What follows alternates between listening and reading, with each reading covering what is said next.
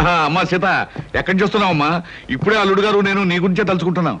నేను కూడా మీ అల్లుడు గారి గురించే తలుచుకుంటూ వచ్చాను. బై బై, మీ హనీమూన్ ప్రయాణానికి కావాల్సిన కొనుక్కున్నావా?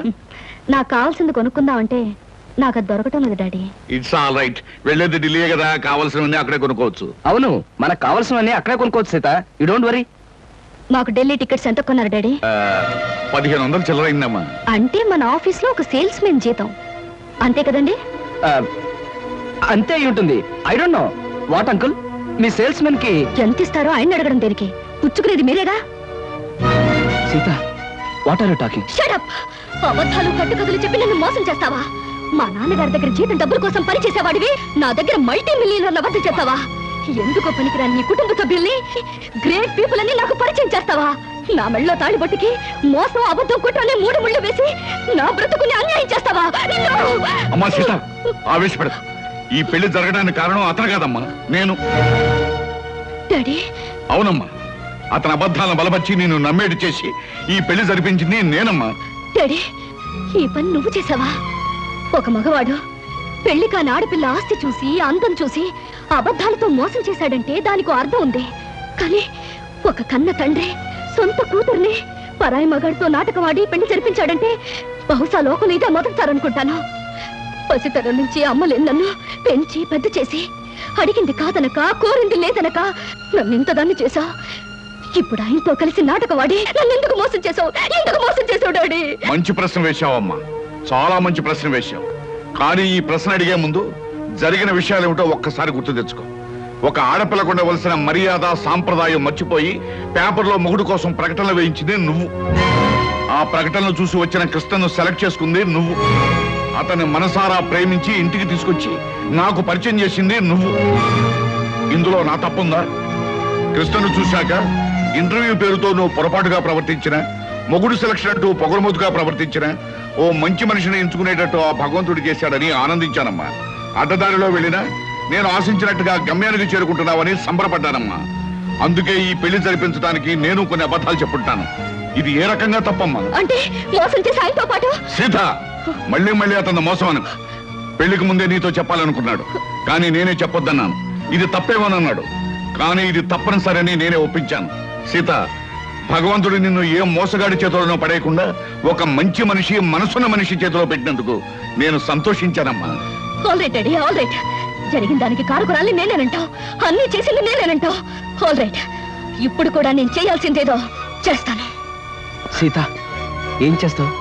నాకు విడాకులు ఇస్తావా? మంగళసూత్రానికి విలువిచ్చేదాన్ని విడాకులు ఇస్తానని అనను. కాకపోతే ప్రస్తుతం మన హనీమూన్కి వెళ్ళడం లేదా, మీ ఇంటి కాలు మొగలుగా వెళ్ళబోతున్నా. అక్కడ నేను ఏం చేస్తానో, ఎలా ఉంటానో ముందు ముందు మీకే తెలుస్తుంది. కృష్ణ, ఈ మొండిది తిక్కది మీ ఇంటికి కాపురానికి వచ్చి నిన్ను ఎన్ని కష్టాలు పెడుతుందో, మీ సంసారంలో ఎన్ని కలతలు రేపుతుందో అనే భయంగా ఉందయ్యా. మావయ్య, మీరేం భయపడకండి. జీవితంలో ఎలాంటి ఛాలెంజ్నైనా ఎదుర్కొని విజయం పొందటం నాకు అలవాటే. మీ అమ్మాయి విషయంలో కూడా నేను గెలుస్తాననే నమ్మకం నాకుంది. కాకపోతే ఆనాడు రాముడు సీతను అగ్నిప్రవేశం చేయించాడు. ఈనాడు మీ సీత ఈ రాముడిని అగ్నిప్రవేశం చేయించబోతుంది. ఆ అగ్నికి ఏమాత్రం చెక్కు చెదరకుండా పవిత్రమైన మనిషిగా బయటకు వస్తాననే నమ్మకం నాకుంది మావయ్య. డాడీ, నేను అత్తవారింటికి వెళ్తున్నాను. అమ్మ సీత, నిన్ను ఆడంబరంగానూ ఆర్భాటంగానూ పంపించాలని జరిగిన అబద్ధం పెళ్లికి ఇలా వెళ్ళటమే సరైన పద్ధతి. పదండి. సీత, నీ ఆస్తి అంతస్తు చూసి నిన్ను పెళ్లి చేసుకోలేదు. నువ్వెక్కడి నుంచి ఏమీ తీసుకురావడానికి వీల్లేదు. కట్టుకున్న చీరతోనూ, నేను కట్టిన తాళితోనూ, కట్టుకున్న మొగుడుతోనూ నువ్వు నీ పుట్టింటి నుంచి బయలుదేరి రావాలి. That's all. కమాన్.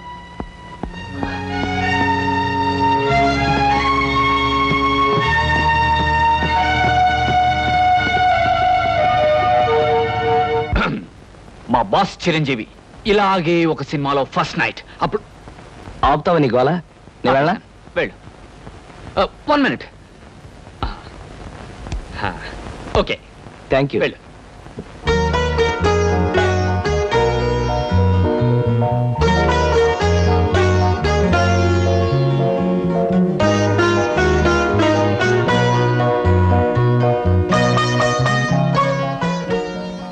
సీత,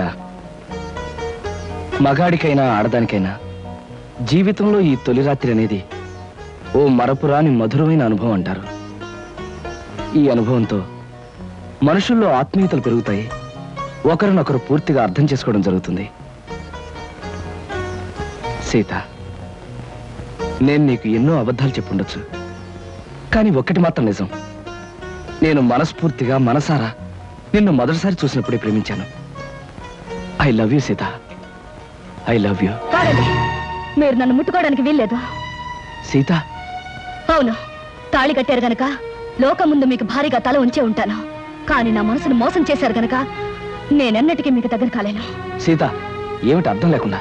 అవును, లోకం దృష్టిలోనూ అందరి దృష్టిలోనూ మనం భార్యాభర్తలుగా ఉంటాం, కానీ శారీరకంగానూ మానసికంగానూ ఒకరికొకరు దూరంగానే ఉంటాం. అంటే ఇది నువ్వు నాకు విధించే శిక్ష? అవును, నన్ను మోసం చేసినందుకు, అబద్ధాలతో నన్ను పెళ్లి చేసుకున్నందుకు మీరు శిక్ష అనుభవించి తీరాలి.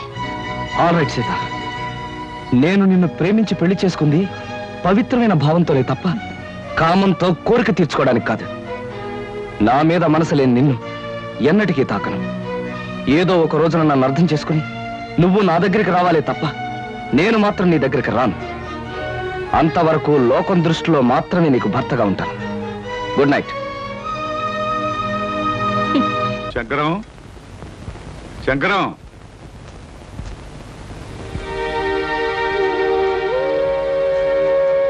అమ్మా సీత, స్టవ్ మీద వేడి నీళ్ళు ఉన్నాయి, దించేయి. అలాగే అత్తయ్య.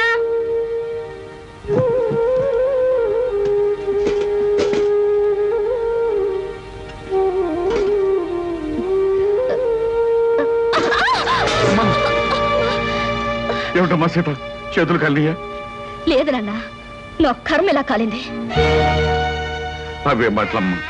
అయినా కోటీశ్వరుడి కూతురివి, నీకు ఈ వంట పని అంట్ల పని ఏమిటమ్మా? పుట్టి బుద్ధి ఎరిగాక నువ్వెప్పుడైనా వంటగదిలో అడుగు పెట్టావమ్మా? అలాంటి నన్ను కష్టాల్లోకి బాధల్లోకి అడుగు పెట్టాలనేగా మీరు అబద్ధాలు చెప్పి నాకే పెళ్లి చేసింది. అమ్మా సీత, నాన్న, చేతి మీద పడిన వేణీళ్లకు నా కన్నీళ్లే వస్తాయి, కానీ నా కన్నీటి చుక్కలు చూసిన మీకు బాధతో గుండె కోతపడి నెత్తుటి చుక్కలు వస్తాయని నాకు తెలుసు. నేను కోరుకునేది.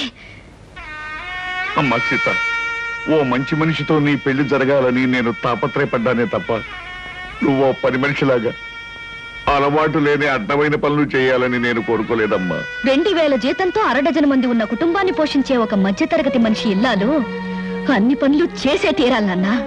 ఇది నువ్వు కన్నబిడ్డకు చేసిన మహోపకారం. పార్వతి, పవిత్రమైన కళ్యాణి రాగం లాంటి వార్త తీసుకొచ్చానే. ఎక్కడ? అరే బావగారా, ఎంతసేపు అయింది వచ్చి? ఇదేమిటి ఇక్కడ నిలబడ్డారు? రండి కూర్చుందాం. రండి రండి, కూర్చోండి. నమస్కారం అండి. నమస్కారం. బావగారు పళ్ళు తీసుకొచ్చారు. అన్నీ మీ అమ్మాయికైనా మరి మాకేమైనా ఉన్నాయా? నీకే బావగారు. పొద్దున్నే గుమ్మం తగిలి పడిపోయారని తెలిసింది. పలకరించి వెళ్దామని వస్తూ పళ్ళు తీసుకొచ్చాను. నానోయ్, గుమ్మం తగిలి పడితేనే బుట్టడు పళ్ళు పట్టుకొచ్చారు. ఇంటి మించి పడ్డావంటే లారీ నిండా పంపిస్తారేమో. ఒకసారి ట్రై చేయకూడదు? రే, లారీ పళ్ళ కోసం నేను ఇల్లెక్కి కిందకు దూకాలంట. మొహం మీద కొట్టానంటే ముఖారు రాగంలో మొత్తుగా ఎడుస్తావు వేదావా. నమస్కారం అన్నయ్య గారు. నమస్కారం అమ్మా. ఇదేనా రావటం? ఇంత ముందే వచ్చానమ్మా. కాఫీ తీసుకొస్తా. వద్దమ్మా, మీతో ఒక విషయం చెబుదామని వచ్చాను. గాంధీనగర్ లో నాకు ఒక ఇల్లు ఉందమ్మా. అది నౌకర్లు చాకర్లతో అన్ని సదుపాయాలు గల ఇల్లు. ఊరికినే పడాడటం ఎందుకు, మీరందరూ కలిసి దాంట్లో మారితే బాగుంటుంది అని అనిపించిందమ్మా. ఏమిటి, నౌకర్లు చాకర్లు అన్ని సదుపాయాలు ఉన్న ఇల్లా? ఛాయరాయ కీర్తన లాంటి శుభవార్తని కాస్త ముందెందుకు చెప్పలేదు బావగారు? రేపే ఇంటికి మార్చేద్దాం. అవునా? చక్కగా ఒక గదిలో నువ్వు తలుపులు మూసుకుని సంగీతం పాడుకోవచ్చు, మరో గదిలో గదుల మాట ఎలా ఉన్నా నౌకర్లు సౌకర్యాలు ఉంటే సీతకు నాకు పనులు తప్పుతాయి. తప్పకుండా మారిపోతాం అన్నయ్య గారు. వద్దత్తయ్య గారు, మా నాన్నగారు అభిమానంతో చెప్పొచ్చు కానీ మనం అక్కడికి వెళ్ళడం చిన్నతనం అనుకుంటున్నావు తల్లి. అభ్యాదేం లేదమ్మా. అద్దెళ్లలో దిక్కుమాలు చావు చస్తూ 6 రాగంలో ఏడుస్తూ బతికే కన్నా హాయిగా మన ఇంట్లో ఉండడం మంచిదమ్మా. అది కదా మావయ్య గారు, అక్కడికి వెళ్ళడం వల్ల ఒక నష్టం ఉంది. ఏమిటది? మా వంశంలో ఆడపిల్లలు కన్నవారిచిన కొంపలో కాపురం పెడితే కాపురం పెడితే ఆ అమ్మాయి తాలూకు మావగారికి ప్రాణగండమట. అమ్మో నాకే. ఇంతకు ముందు ఒకరిద్దరు అలాగే పోయారు కాదు నాన్న? ఏమిటి బావగారు, మీకు ఈ విషయం ముందే తెలుసా? సంగీతంతో నేను చిత్రహింసలు పెడుతున్నానని మా వధ ఉంటున్న మాటలు మీరు నమ్మేసి నా ప్రాణాలు తీసేద్దాం అనుకున్నారు అనమాట. నువ్వు పోతే మీ అందరూ ఎంచక్క హాయిగా బంగ్లాలో ఉండొచ్చు. మా గురించి ప్రాణత్యాగం చేయనన్నా. త్యాగం చేయడానికి ఇది ప్రాణం అనుకున్నావా, పంచాలు ఉంగి అనుకున్నావా? మామిడి పండుతో కొట్టానంటే మలై మారుతరాగంలో ఎడుస్తావు వేధవా. బావగారు, మీ అమ్మాయి ఏ ఏ పనులు చేస్తే నా ప్రాణానికి గండం వస్తుందో ఒక లిస్టు రాసి ఇవ్వండి. అవి చేయకుండా నేను జాగ్రత్త పడతాను.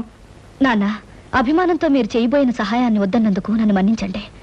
నా నుదుటిని ఇలా రాసి పెట్టినందుకు మేమంతా ఇక్కడే ఇలాగే ఉండాలి. కృష్ణ, అందరూ నిన్ను అదృష్టవంతుడు అని పొగుడుతున్నా, కానీ నీ మనసులో అగ్నిపర్వతం మండుతోందని నాకు తెలుసు. అమ్మాయి పంతం పట్టుదల చూస్తుంటే నువ్వు పెళ్లి వద్దు వద్దని చెప్తున్న అమ్మాయి నీకు ఇచ్చి పెళ్లి చేసి పొరపాటు చేశానేమో అనిపిస్తోంది. మావయ్య, జీవితంలో ఛాలెంజ్ని ఎదుర్కోవడం నాకు చిన్నప్పటి నుంచి అలవాటైన ముందే చెప్పాను. సీతను తప్పకుండా మార్చి నా మనిషిగా, మామూలు మనిషిగా చేస్తాను. మీరేం బాధపడకండి.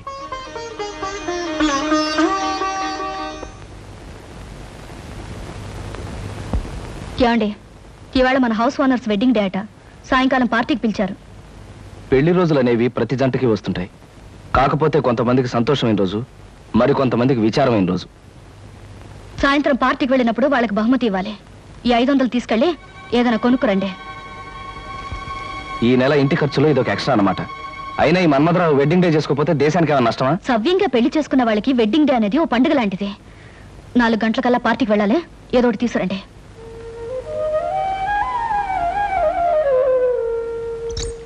అమ్మాయి గారు, అమ్మాయి గారు, అదేంటి సింహాచలం ఇలా వచ్చా? ఏం చెప్పమంటారమ్మా?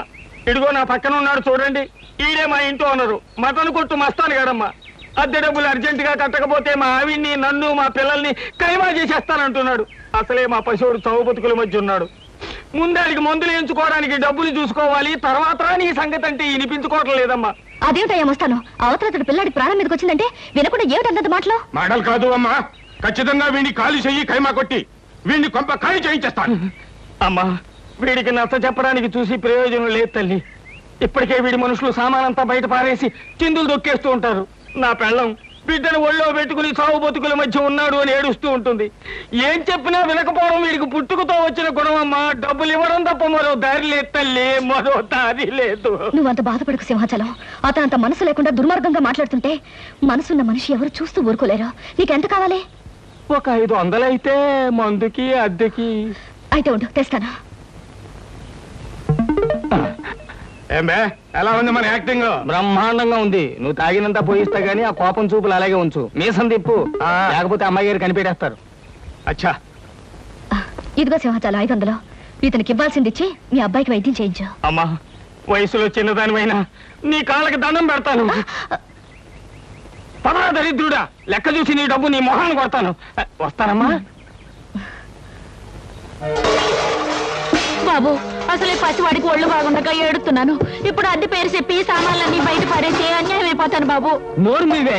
నాకు అద్దె డబ్బులు ఎగ్గొట్టి మీ ఆయన సొమ్ములన్నీ సీసాలు తగలేస్తుంటే నేను నోరు మూసుకుంటావాలా? ఈ ఒక్కరోజు గడివే ఉండి బాబు, రేపు మీ డబ్బులు మీకు ఇచ్చేస్తాను. అదేం కుదరదు, ఇప్పుడే ఇచ్చి తీరాలి. కృష్ణబాబు, కృష్ణబాబు. ఏమిటి మంగమ్మ, ఏం జరిగింది? 3 నెలలు అద్దె బకాయి పడిందని ఇంట్లో సామానంతా ఈదులో పడేస్తానండి పెద్ద మనిషి. 3 రోజులుగా బిడ్డ ఒళ్ళు అగ్గిలా కాలిపోతున్నా. ఆసుపత్రికి తీసుకెళ్ళడానికి కూడా డబ్బులు లేక బాధపడుతున్న దాన్ని ఇప్పుడు ఈ అద్దె డబ్బులు ఎక్కడి నుంచి తెచ్చేయగలను బాబు? అవును, సింహాచలం ఏమయ్యాడు? వాడే సవ్యంగా ఉంటే మాకు ఇట్టంటి కట్టాలు ఎందుకు వస్తాయి బాబు? కృష్ణబాబు, నా కాపురాన్ని మీరే నిలబెట్టాలి. నా బిడ్డ ప్రాణం మీరే కాపాడాలి బాబు, మీరే కాపాడాలి. బాబు వెళ్ళు. రండిరా. ఓయ్, ఆ సామానంతా లోపల సర్ది వెళ్ళండి. అలాగే అయ్యా. మంగమ్మ, ఇదిగో డబ్బు. ఇంటి ఖర్చులకి, కుర్రాడి హాస్పిటల్ ఖర్చులకి ఉంచు. మీరు నిజంగా దేవుడు బాబు. మంచి సమయానికి చల్లని మనసుతో వచ్చి మమ్మల్ని కాపాడారు. మీరు 1000 సంవత్సరాలు బతకాలి బాబు. సీత, సీత. ఏమిటండి ఇంత ఆలస్యంగా వచ్చారు? బహుమతి ఏం తీసుకురాలేదా? లేదు సీత, అనుకోకుండా ఓ సంఘటన ఎదురైంది. మన సింహాచలం లేడు, ఇంటి వనరు డబ్బు ఇవ్వలేదని వాడి సామాన్లన్నీ బయట పారేశాడు. ఓ పక్క పిల్లాడికి ప్రాణం మీదకొచ్చి మందులు ఇప్పించడానికి డబ్బు లేక ఆ తల్లి ఏడుస్తుంది. ఆ పరిస్థితి చూస్తే నాకే కళ్ళలో నీళ్లు తిరిగాయి. అసలు ఒక డబ్బున్న వాడి పెళ్లి కానుకి ఖర్చు పెట్టడం కంటే ఓ పేదవాడి బ్రతుకి ఖర్చు పెట్టడం మంచిదని చెప్పి ఆ డబ్బు వాళ్ళకే ఇచ్చేశాను. చాలా అద్భుతంగా ఉంది మీ అబద్ధం. ఏమిటి సీత, ఏమిటి నువ్వు అనేది? ఏమీ తెలియనట్టు నటించాలని చూడకండి. నాకంతా తెలుసు. పొద్దున్నే సింహాచలం వచ్చి నా దగ్గర పరిస్థితి అంతా చెప్పి 500 తీసుకెళ్లాడు. ఆ విషయం తెలియక తమరు తెలివిగా అబద్ధం ఆడాలని చూశారు. అదిగా సీత నేను చెప్పేది. చెప్పడానికి ఏముంది? అబద్ధం మీద అబద్ధం తప్ప. మన పెళ్లి జరిగాక మీరు మారారనుకున్నాను, కానీ ఇప్పుడు అర్థమైంది మీరు మారలేరని. అది